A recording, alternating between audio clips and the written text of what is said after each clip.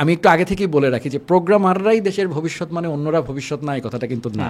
অনেকে এদিকে নিয়ে যাবে। এমন অনেক কন্টেন্ট ক্রিয়েটর আছে যারা ফুল টাইম কন্টেন্ট ক্রিয়েশন করছে, তো তারা আসলে ইন্সপায়ার্ড হবে কি করে? আমি বলবো ক্যারিয়ারের ক্ষেত্রে এটা আমি স্ট্রংলি বিলিভ করি, লিফটে না উঠে সিঁড়ি দিয়ে ওঠা বেটার।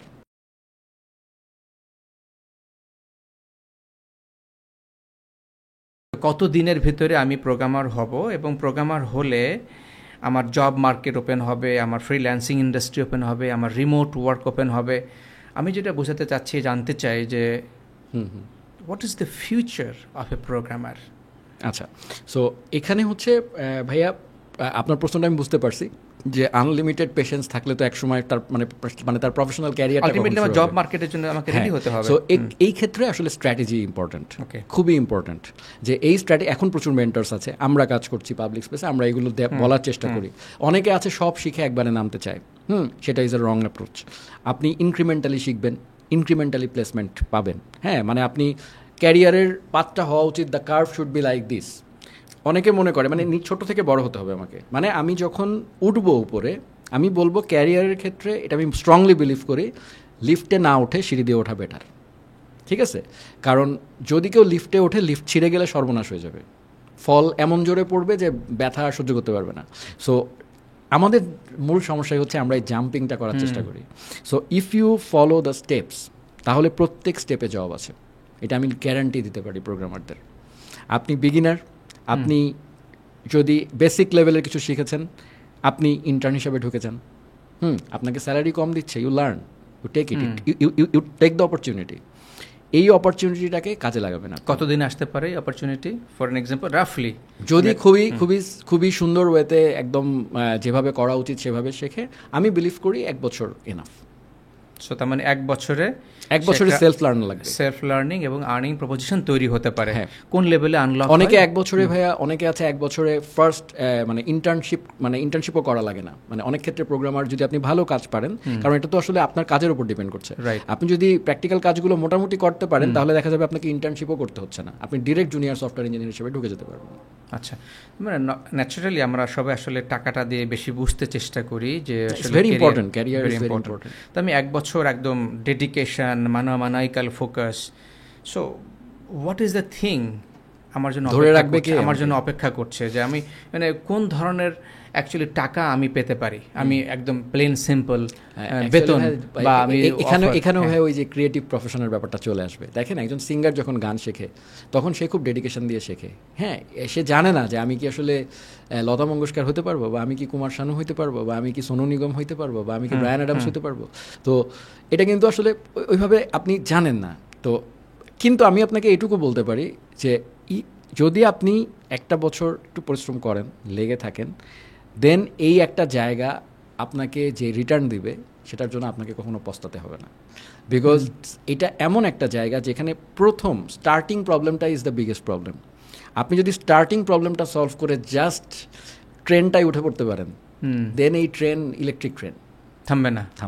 মানে দ্যাট ইজ অ্যাকচুয়ালি এর পরের পাথগুলো না আপনাকে ক্যারিয়ারই বলে দিবে, এরপরে কি করা উচিত, এরপরে কি করা, সুন্দরভাবে নিয়ে যাবে আপনাকে। হ্যাঁ, কিন্তু আপনাকে প্রথম 1 বছরে you have to start enjoying this. হ্যাঁ, ইউর ফোকাস শুড বি যে আমার ভালো লাগতেছে কিনা। আর যদি কারোর মনে হয়, ধরেন অনেকে আসবে নন সিএসি থেকে, যেহেতু is a skill based profession, প্রচুর নন সিএসি ব্যাকগ্রাউন্ডের মানুষ আসবে, তাদের ক্ষেত্রে আমার সাজেশন হবে আপনি 6 মাস ভালো মতো একটু দেওয়ার চেষ্টা করেন। ইফ ইউ ফিল যে না, এটা কোনোভাবেই মানে আমি এনজয় করতে পারতেছি না, দেন আপনি একটু রিথিঙ্ক করেন। হ্যাঁ, কারণ হচ্ছে এটা এনজয় করাটা খুবই ইম্পর্ট্যান্ট। তাহলে নেক্সট আমি যেটা জানতে চাই যে কানেক্টিং উইথ দিস, যে ওকে আমি ক্যারিয়ার বুঝলাম, ফিউচার পোটেনশিয়াল বুঝলাম, আমি ভালো করতে চাই এই ইন্ডাস্ট্রিতে। You are a seasoned professional, about 15+ years, more than 15+ years of experience you have as an entrepreneur plus programmer. Step by step কি করতে হবে? Because there are many approach, right? There are many ways, but you think this is step by step right approach, okay, to be a good programmer. আপনি কি একজন general মানুষের জন্য বলছেন, নাকি computer science background or non CSC সব মিলে মিশে?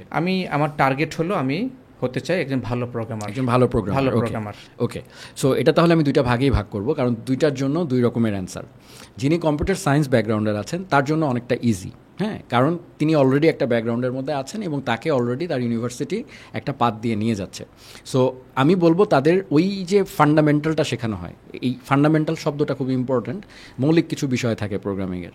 আপনার প্রোগ্রামিং ল্যাঙ্গুয়েজ, যেমন ফর এক্সাম্পল আমি বাংলায় কথা বলছি, ধরেন আরেকজন ইংরেজিতে কথা বলছে, দুজনের কিন্তু উদ্দেশ্য একটাই, মনের ভাব প্রকাশ করা। প্রোগ্রামিং ল্যাঙ্গুয়েজেরও উদ্দেশ্য একটাই, মেশিনের সাথে কথা বলা। এখন কেউ সেখানে, আমরা যেমন কথা বলার সময় কেউ বাংলায় বলছি, আপনি ইংরেজিতে বলছেন, but at the end of the day আপনি একটা ভাব প্রকাশ করছেন। একইভাবে ওই প্রোগ্রামিং করে আমরা যেই ল্যাঙ্গুয়েজেই কাজ করি না কেন, সিতে করি, জাভাতে করি, পিএইচপিতে করি, জাভাস্ক্রিপ্টে করি, ওই যে আমরা কথাটা বলছি ডিফারেন্ট ল্যাঙ্গুয়েজে আপনি মেশিনকে যে বোঝাচ্ছেন, মেশিন কিন্তু এই একটা ল্যাঙ্গুয়েজই চেনে, সেটা হচ্ছে assembly. So what ever language আপনি দিচ্ছেন না কেন, ওটা আলটিমেটলি কনভার্ট হয়ে মেশিনের কাছে একটা সিঙ্গেল ল্যাঙ্গুয়েজে যাচ্ছে, মনের ভাব।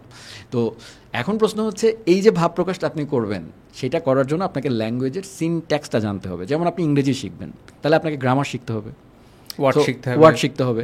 তো ওয়ার্ড, গ্রামার, সেন্টেন্স এগুলো শিখতে হবে আপনাকে। এরপরে আপনি অ্যাডভান্সডে যাবেন। হ্যাঁ, তারপরে আপনি ইংলিশ,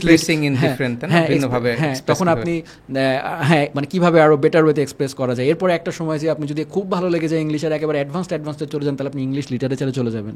সো তার মানে কি অ্যাডভান্সডেরও অ্যাডভান্সড আছে, তারপরও অ্যাডভান্সড আছে। The same goes for the programming language as well. আপনি একদম শুরুতে আপনি সিনট্যাক্সগুলো জানবেন, যে ওয়ার্ডগুলো কী, এই সিনট্যাক্সে ফাংশনটা কী, ভ্যারিয়েবলটা কী। এই সিনট্যাক্সগুলো কিন্তু সব প্রোগ্রামিং ল্যাঙ্গুয়েজে কনসেপ্টগুলো সেম। মানে ধরেন আমি একটা টার্ম বলছি প্রোগ্রামিংয়ের, কারোর টেকনিক্যাল হওয়া লাগবে না, ফাংশন একটা শব্দ। এই ফাংশন জিনিসটা সমস্ত প্রোগ্রামিং ল্যাঙ্গুয়েজেই আছে, কিন্তু লেখার স্টাইলটা ডিফারেন্ট ল্যাঙ্গুয়েজে ডিফারেন্ট রকম। সো আপনি যে ল্যাঙ্গুয়েজটা শিখছেন, সেই ল্যাঙ্গুয়েজে ফাংশন কীভাবে লিখতে হয়, এটা আবার মুখস্থ করতে বসে যায় না কেউ। মানে ব্যাপারটা হচ্ছে আপনাকে জানতে হবে দিস ইজ ফাংশন, এটা কি করে, এবং এটার সিনট্যাক্সটা এরকম। আমি একবার চোখে দেখে নিলাম, এরপরে আপনি ভুলে গেলেন, আপনার টুকটাক এদিক ওদিক হচ্ছে, আপনি গুগল করে আবার নেন। But you have to know যে দিস ইজ ফাংশন, এটা এইভাবে কাজ করে, ফাংশনের ফান্ডামেন্টাল বেসিকগুলো কী, সে কী নেয়, কী রিটার্ন করে, এই মানে বেসিক জিনিসগুলো জানতে হবে। সিনট্যাক্সটা শেখা হয়ে যাওয়ার পরে এরপরে সে প্রজেক্ট করবে, এবং প্রজেক্টের মধ্যে সে কিছু রিয়েল লাইফ কিছু প্রবলেম নেবে, যে এই প্রবলেমটা আমি দেখি, আমি তো ল্যাঙ্গুয়েজের ভাষা জানি, তো এই ভাষায় আমি সলভ করতে পারি কিনা। এইভাবে সে কিছু প্র্যাকটিস করবে। যেভাবে আমরা অঙ্ক করার সময় এক্সাম্পল করতাম, আমরা প্রথমে থিওরি শিখতাম, আমাদেরকে প্রথমে স্যাররা থিওরি শেখাতেন, এরপরে থিওরি শেখানোর পরে লাস্টে গিয়ে আমাদের কিছু এক্সারসাইজেস থাকতো, কিছু এক্সারসাইজ স্যাররা করে দিতেন, কিছু আমাদেরকে বলতেন নিজে করো। Same process, the same way, কোনো ডিফারেন্স নাই। এইভাবে যদি কেউ প্রথমে ফান্ডামেন্টাল, এরপরে কিছু প্র্যাকটিক্যাল, এরকম করে করে সে নিজের হাতটাকে পাকাবে, মানে যত বেশি চর্চা করবে, হ্যাঁ, তার কনফিডেন্স তত গ্রো আপ করবে। মানে আপনি একটা প্রোগ্রামার, সে প্রথমবারে কোড করে যে কনফিডেন্সটা পায়, ওই একই কোড সেকেন্ড টাইম করলে তার দ্বিগুণ হয়ে যায়, থার্ড টাইম করলে তার সব মুখস্থ হয়ে যায়। ঠিক আছে? সো এই ওয়েতে সে আসলে একটু ওই যে বলে নিজেকে পুশ করা, হ্যাঁ, কন্টিনিউয়াস, হ্যাঁ, একটু লেগে থাকা, মানে ইটস এ, মানে আমি বলি এটা সাধনার কাজ, মানে actually it's a creative profession, এবং এটা একটা সাধনার কাজ, সময় লাগবে। এইভাবে যদি সে একটু নিজে একটা বছর ডেডিকেশন দিয়ে সে যদি এফোর্ট দেয়, আই এম শিওর এটার যে রিটার্ন সে পাবে, সে কখনো পস্তাবে না। তাহলে যার ব্যাকগ্রাউন্ডটা নাই কম্পিউটার সায়েন্স বা ইলেকট্রিক্যাল ইঞ্জিনিয়ারিং, তাদের জন্য এই যে আমরা আছি, প্রচুর ইন্টারনেটের রিসোর্স আছে, প্রচুর ফ্রি রিসোর্সেস আছে। যার কেনার সামর্থ্য আছে সে পেইড রিসোর্স নিতে পারে, পেইড রিসোর্সে সে হয়তো আরেকটু বেটার জানবে। ফ্রি রিসোর্সেও যে পরিমাণ রিসোর্স আছে, হ্যাঁ, তো তার আসলে সে আসলে পড়ে শেষ করতে পারবে না, এত রিসোর্স আছে।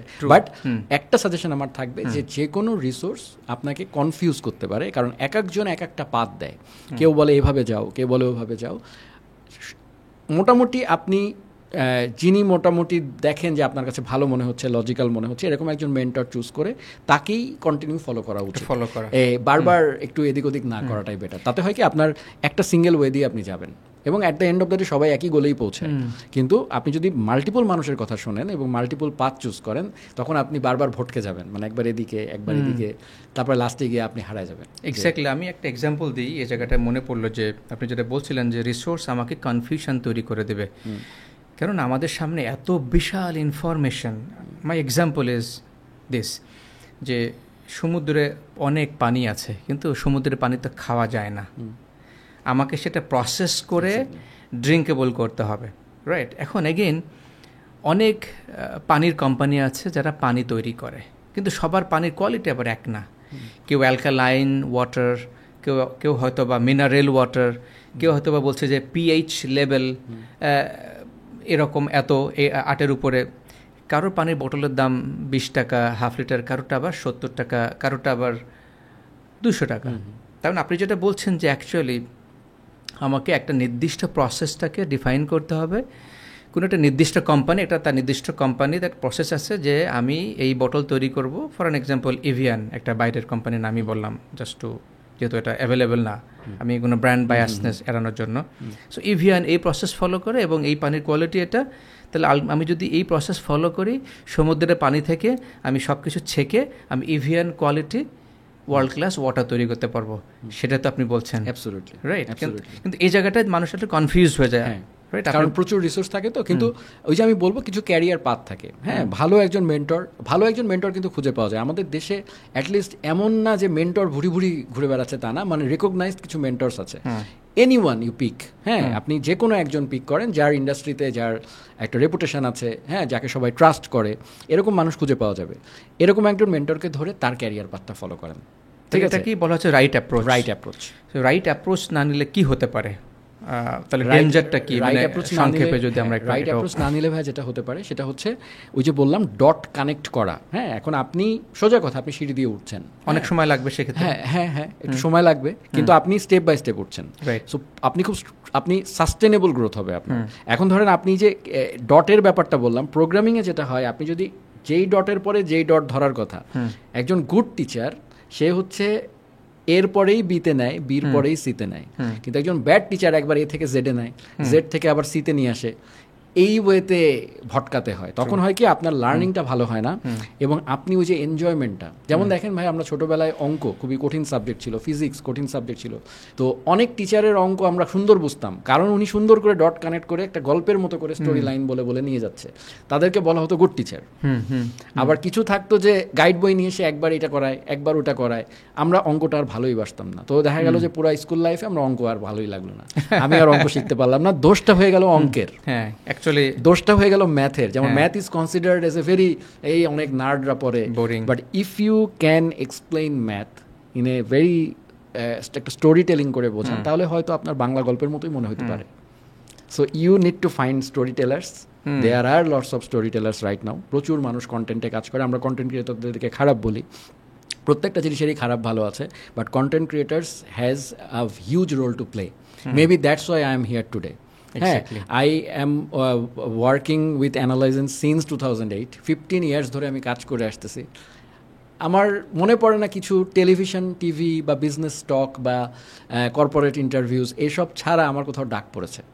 বাট অ্যাজ এ মেন্টর, হ্যাঁ, আমি মনে হয় কমপক্ষে এটা মনে হয় আমার 600-700 বার আমি বিভিন্ন পডকাস্ট বলেন এটা ওটাতে যাওয়া হয়েছে। সো তার মানে কি, এটার ইম্প্যাক্ট বেশি। ইউ হ্যাভ টু এগ্রি যে content creators has a role to play, but there are negative positive things, আপনাকে পজিটিভগুলো নিতে হবে। সো আমার কথা হচ্ছে যে ওই রাইট মেন্টরকে খুঁজে বের করা, রাইট স্টোরি টেলারকে খুঁজে বের করা, যে তোমাকে ডট কানেক্ট করে নিয়ে যাচ্ছে। তো সেইটা ভাইয়া এখন দেখেন সব কিছু কিন্তু মানুষকে শেখানো যায় না। এখন আপনি যদি বলেন যে আমাকে মেন্টরটাও চুজ করে দাও, এটা তাহলে তো শেষ হবে না, it's a never ending process. তাহলে তুমি কি করবা জীবনে? হ্যাঁ, তোমাকে তোমার গার্জিয়ান খুঁজে বের করতে হবে। That's the role you have to play.